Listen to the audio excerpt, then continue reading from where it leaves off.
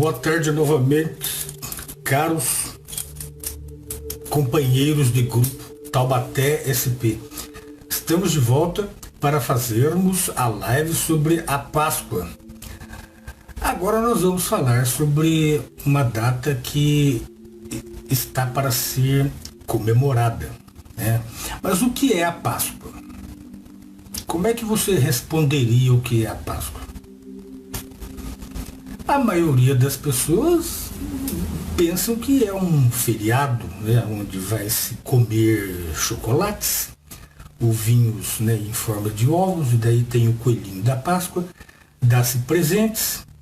As pessoas mais religiosas participam de alguma celebração religiosa.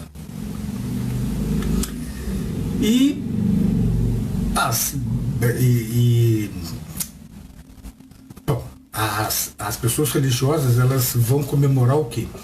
Por exemplo, aquelas que mais entendem, porque a maioria não entende nada, mas aquelas que mais entendem alegam que vão comemorar a ressurreição de Cristo, né? Sim, eu já conheço padres aqui que falam que a Páscoa é para comemorarmos a vitória de Cristo sobre a morte. Então nós comemoramos a Páscoa. Agora tem pessoas também que dizem, são aqueles que gostam de inventar a história, dizem que a nossa Páscoa aqui, ela é análoga à Páscoa judaica. Mas como é que ela pode ser a Páscoa judaica, né? A Páscoa judaica é comemorada para a comemoração da libertação do povo hebreu do povo egípcio, né? Não tem nada a ver. Se você está comemorando uma festa análoga a ele, você está se libertando do Egito também, né? Não tem lógica, né? Mas a Páscoa é chamada de a festa máxima, ou seja, festum festorum, pela Igreja Católica. É supostamente a celebração da ressurreição de Cristo. Isso segundo a Igreja Católica. Mas o que disse Jesus sobre comemorar a sua ressurreição? É só você pegar a Bíblia lá. Do momento em que ele se ressuscitou até o momento em que ele ascendeu aos céus, ele pediu para que aquilo fosse comemorado? Não. Muito pelo contrário. Jesus, ele pediu sim para que a gente comemorasse a morte dele. E isto está escrito em três dos evangelhos. Em Mateus, Marcos e Lucas. 3 vezes. E em Lucas, ele até falou para que a gente persista em fazer isto. Isto o quê? Por exemplo, aí a gente tem que se remeter à última ceia que ele teve com os seus apóstolos. Em Mateus 26, do 26 ao 30, diz assim, ó: ao continuarem a comer, Jesus tomou um pão e depois de proferir uma bênção, partiu-o, dando-os aos discípulos e disse: tomai, comei. Isto significa meu corpo. Tomou também um copo e, tendo dado graças, deu-lhe dizendo: bebei dele todos vós, pois isso significa meu sangue do pacto, que há de ser derramado em benefício de muitos para o perdão de pecados. Eu vos digo, porém, doravante, de modo algum beberei deste produto da videira, até o dia em que eu beberei de novo convosco no reino do meu Pai. Por fim, depois de cantarem louvores, saíram para o Monte das Oliveiras, que foi onde ele foi traído, né? Lemos também este mesmo relato com algumas diferenças de palavras, porque, conforme nós já vimos numa live passada aqui, um evangelho não contradiz o outro, ele completa o outro, ele complementa o outro. Já no evangelho de Lucas, tem este mesmo relato, com menos palavras, e ali no seu versículo 20, logo no seu versículo 20 do Lucas 22, 4, no versículo 19 ao 20, diz, entre outras coisas, assim, ó: persisti em fazer isso em memória de mim. Em memória é o seguinte, por exemplo, todos os anos, naquele mesmo dia em que Jesus morreu, que foi no dia 14 de Nisan, no calendário hebraico. Que traduzindo-se para o nosso calendário agora, vai cair neste sábado agora, viu? Ele falou para a gente comemorar a morte dele. Ele ergueu, falou só: o pão, né? Este é o meu corpo que está sendo dado em favor de muitos, né? Ou seja, ele iria dar o seu corpo como sacrifício vivo. E esse derramar o vinho significava. Não é que é, por exemplo, a Igreja Católica diz que é Jesus, ele é Jesus e é reencarnado. Não é. Está escrito ali no capítulo 28 de Mateus, capítulo 26, versículo 28. Pois isso significa o meu sangue. Significa. Não é que esse é o meu sangue, não. Significa o meu sangue. Era um símbolo. Aquilo ali era um simbolismo. Portanto, ele dizendo que estava dando-se em sacrifício e depois pedindo para que a gente persistisse em fazer isso em memória dele, quer dizer que ele estava pedindo para que nós comemorássemos a morte dele e não a ressurreição. A ressurreição não precisava mais ser comemorada. Ele já tinha vencido. Na morte, ele venceu o pecado. Ele não deu a sua vida como resgate para muitos. Ele deu a sua vida. A morte dele venceu o pecado e nos possibilitou a remissão dos pecados. Não foi pela sua ressurreição. Mas isso é preciso haver um estudo cabal que pode ser feito e que a gente em que a gente pode ver pormenorizadamente sobre esse tema.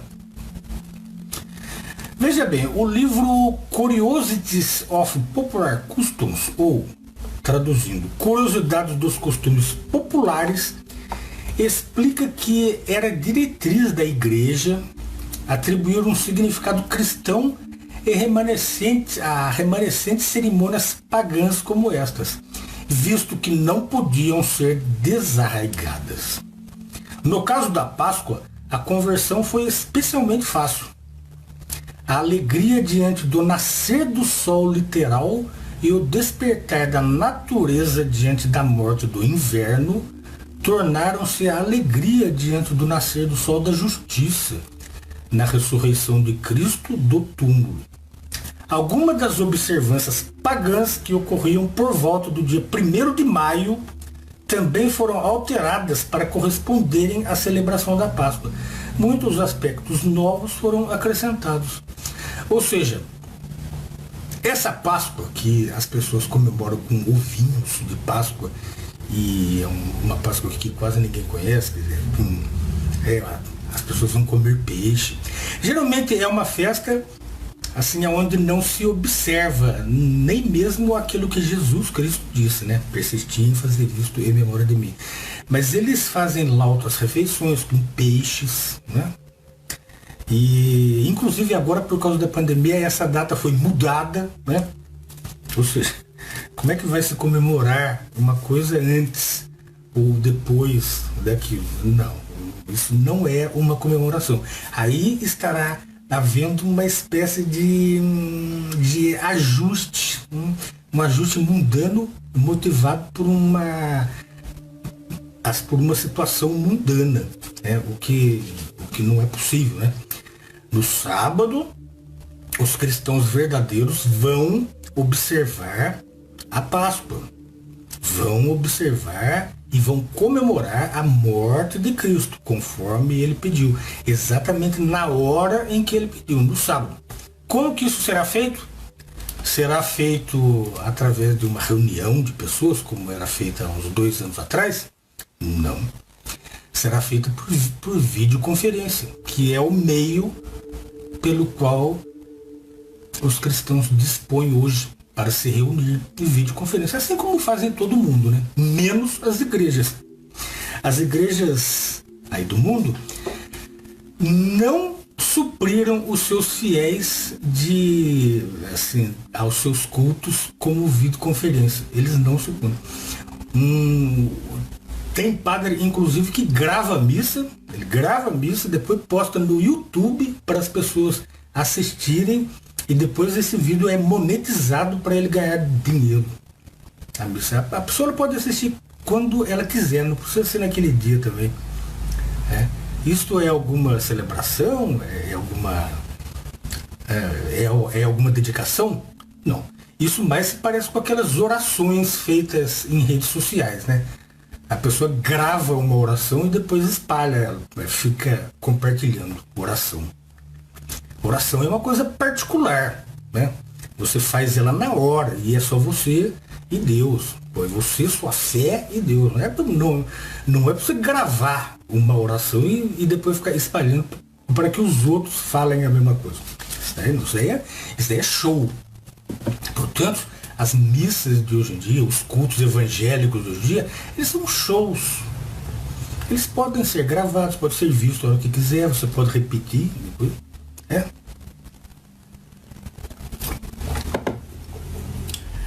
Mas vamos continuar falando da Páscoa aqui. Mais um pouquinho, porque este assunto eu pretendo esmiuçar melhor ele no mês de abril, viu? Nós vamos falar mais sobre ele. A Páscoa tem origem pagã? Sim. É evidente que a Páscoa, como é hoje celebrada, está saturada de ritos e costumes pagãos. Vocês já viram Jesus dando presente, ou então os apóstolos, depois em anos superiores, dando presentes uns para os outros, ou participando de refeições para comemorar alguma coisa sobre Jesus? Não.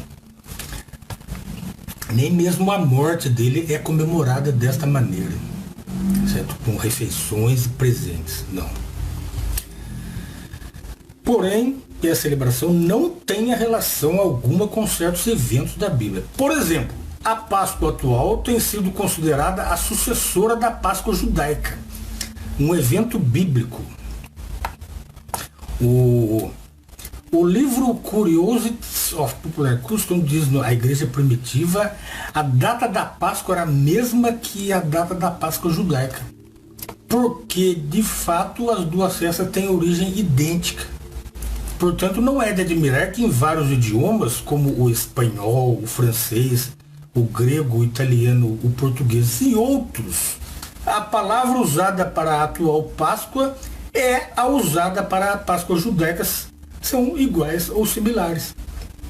Ou seja, tem alguma coisa a ver? Só porque caiu no mesmo dia é igual? Portanto, meus amigos, o mote desta postagem é a Páscoa, conforme nós vimos aqui nos evangelhos de Mateus, Marcos e Lucas. Jesus pediu para que a gente comemorasse a morte dele e não a ressurreição, certo? Então nós vamos agora no mês de abril, nós vamos esmiuçar mais detalhadamente isso para que vocês possam entender melhor essa diferença entre comemorar a morte e a comemoração pagã da ressurreição. Nós vamos esmiuçar, tá? Então, por hoje é só. Caso vocês tenham alguma dúvida, só escrever aqui embaixo, escrever respeitosamente, certo? Porque este grupo aqui é um grupo de respeito, né? Não é um grupo...